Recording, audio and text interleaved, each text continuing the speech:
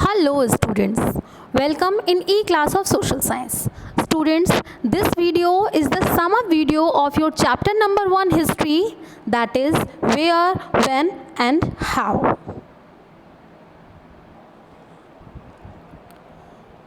So students, at the very first we will know about periodization. What is periodization? Students, dividing history into periods is done for the sake of convenience and for highlighting political, social and economic changes during any specific time span. What is the need of periodization? Periodization की need इसलिए होती है ताकि हम किसी एक particular specific time period को highlighted करके उसमें उसके इकोनॉमिक चेंजेस, उसके सोशल चेंजेस, उसके कल्चरल चेंजेस को अलग अलग समझ सकें. ठीक है. अकॉर्डिंग टू आवर हिस्ट्री, हमारी जो इंडियन हिस्ट्री है वो दो तरह से डिवाइडेड है.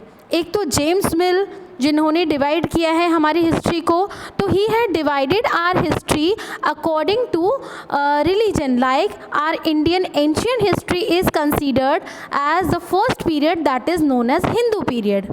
ठीक है, जैसा कि आप इस पिक्चर में देख रहे हैं, that is Hindu period. And second period is known as Muslim period because from that time period Muslims came in our country and they had started here there work. Okay, and the last period, that is modern period, that is that is British period. In this time period Britishers had started ruling here, but if we see, historians have divided our history into three parts, that is ancient, medieval and modern period. So division of history, that is ancient, medieval and modern period. ठीक है. Well, here the medieval period in Indian history can be studied under the following three heads, that is the rise of new social and political groups beginning in 8th century. जो medieval period था, ये time period start होता है 8th century and it lasted till 18th century. तो इस 8th century से लेके 18th century तक जो ये पीरियड है that is considered as Muslim period, क्योंकि इस टाइम पीरियड से मुस्लिम हमारी कंट्री में आना शुरू हो गए थे. But when they had started ruling in our country from 13th century, मतलब 1206 से स्लेव डायनेस्टी स्टार्ट होती है, तब से सल्तनत पीरियड स्टार्ट होता है. और सल्तनत पीरियड कब से कब तक चलता है? टिल 1526. एंड उसके बाद कौन सा पीरियड चलता है? मुगल पीरियड. मुगल पीरियड जो है इट रूल्स टिल 1857. तो ये पूरा 1857 तक का जो टाइम पीरियड है it is considered as the medieval period. Students, in our country in medieval period there were so many changes. बहुत सारे changes थे, like social changes, cultural changes, है ना, and political changes, economical changes. There were so many changes. Why? What were the reason behind this? इस changes के पीछे कारण क्या था? As you can see this picture, there are so many musical change, archaeological change. Architecture में अगर हम देखें तो बहुत सारे अलग अलग तरह के monuments बनने लग गए थे. Musical changes हो गए थे, like कथक, जो कि पहले माना जाता था कि ये मंदिरों में होता था. मुगल्स के टाइम पीरियड से ये जो कथक था that has been started in courts. इसी तरह से मॉन्यूमेंटल आर्किटेक्चर भी बहुत हद तक चेंज हो गया था. हमारी पॉलिटिकल लाइफ चेंज हो गई थी, कल्चरल लाइफ चेंज हो गई थी. इसके अलावा न्यू डाइटीज़ को वर्शिप करना शुरू कर दिया था लोगों ने. It was during this period that important changes occur in the religion of Hinduism and worship of new deities begin. Kings and other rich people constructed and dedicated temples to deities, and apart from these all, there were so many different other works in architecture has been done. This was also the period when a new religion, Islam, reached India through merchants and traders who first brought the teaching of Holy Quran. तो जब Muslims यहाँ पर trading के लिए आए 8th century के आसपास, they had started to teach us about the Holy Quran. तो इनके साथ उठने बैठने से, या फिर हम ये कह सकते हैं कि इनके नोइंग में होने से और वी कैन से ऑल्सो कि इनके टच में होने की वजह से there were so many changes in our society.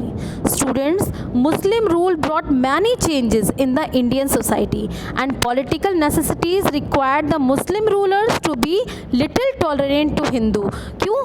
क्योंकि यहाँ पर हिंदूज ज़्यादा हुआ करते थे. There were so many changes in craft work also, in paintings also, in all the fields there were so many changes. Now we can know about the different sources of medieval India. हमारे India का जो middle time period है इसको जानने के sources क्या क्या होते हैं. तो बेटा, for study of medieval period historians use a variety of sources such as like inscriptions, historian buildings, coins, religious and non-religious literature. तो ये जो आपके सोर्सेज होते हैं that has been divided into two parts. एक तो हो गया आपका आर्कियोलॉजिकल सोर्सेज और हो गया लिटरेरी सोर्सेज. ठीक है, तो literary sources, important literary sources of medieval Indian history, Mughal literature is more available than the Sultanate period. क्योंकि मुगल्स में इन लोगों ने रिकॉर्ड को लिखना और लिखकर संभाल कर रखना शुरू कर दिया था. एंड सेकेंडली सल्तनत पीरियड से ज़्यादा मुगल पीरियड में राइटिंग वर्क हुआ है. These sources are mostly written in Arabic and Persian language and most of the sources of Mughal period have been written in Persian language. ज़्यादातर ये किस में लिखा गया है? ज़्यादातर पर्शियन लैंग्वेज में लिखा गया है. Indian monuments are also main source of information for us. Like if we see Taj Mahal सल्तनत पीरियड का, अगर हम कुतुब मीनार देखें तो मुग़ल पीरियड का ताज महल या हुमायूं का मकबरा, जो भी हम देखें, these all are the main sources of information for us. हमें पता चलता है कि किस तरह से इस्लामिक आर्किटेक्चर और हिंदू आर्किटेक्चर को कंबाइन करके उस टाइम पीरियड में वर्क किया गया था. Coins are also important source of information for us. क्यों? क्योंकि कॉइन्स में जो मटेरियल यूज़ किया जाए, जो मेटल यूज़ किया जाता है, इट शोज़ कि कौन से कंटेम्प्रेरी टाइम पीरियड में लोग ज़्यादा प्रॉस्परस थे और कब ज़्यादा प्रॉस्परस नहीं थे. फॉर एग्जांपल, ये मैंने आपको क्लास में भी समझाया है कि if in any particular time period gold और सिल्वर की कॉइन यूज़ हो रही है तो इट मीन्स कि वो पर्टिकुलर टाइम पीरियड में एम्परर और वो जो कंटेम्प्रेरी टाइम पीरियड है बहुत ज़्यादा रिच है. But if any type of like brass और कॉपर कॉइन यूज़ हो रहे हैं तो it means they are not as much rich as those people or as those time period जैसा कि सिल्वर और कॉपर के कॉइन्स यूज़ हो रहे हैं. ठीक है, inscriptions are very much important source of information for us. बेटा, इंस्क्रिप्शंस में बहुत सी चीज़ें बताई जाती हैं कि किस तरह से किस टाइम पीरियड में कौन सा किंग बहुत ज़्यादा इम्पॉर्टेंट था. जैसे कि if we see Ashoka's inscriptions, if we see different inscriptions of Samudragupta, Allahabad Prayag Prashasti के इंस्क्रिप्शंस अगर हम देखें तो इंस्क्रिप्शंस होते क्या हैं? Actually inscriptions are also a written record, लेकिन these type of written records are engraved on walls पर इस टाइप के इंस्क्रिप्शंस हमें देखने को मिलते हैं जो कि बहुत ज़्यादा इंपॉर्टेंट और वैल्यूबल सोर्सेज हैं. ठीक है, इसके अलावा there are different type of written records, like there are different type of books and religious books are also. Secular books, जैसे कि सेकुलर बुक आपका वैसे तो एंशियंट पीरियड में होता था, लेकिन in this time period most of all biographies and autobiographies has been started. तो हमें इस कंटेम्प्रेरी टाइम पीरियड के बारे में ये बहुत कुछ बताते हैं. Travelogues are very much important source of information for us.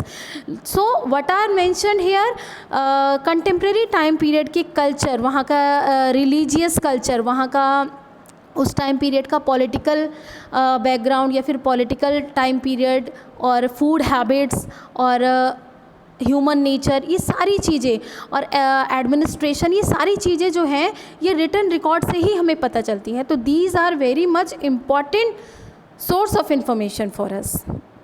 Well students, I hope this video will be useful for you. Thank you.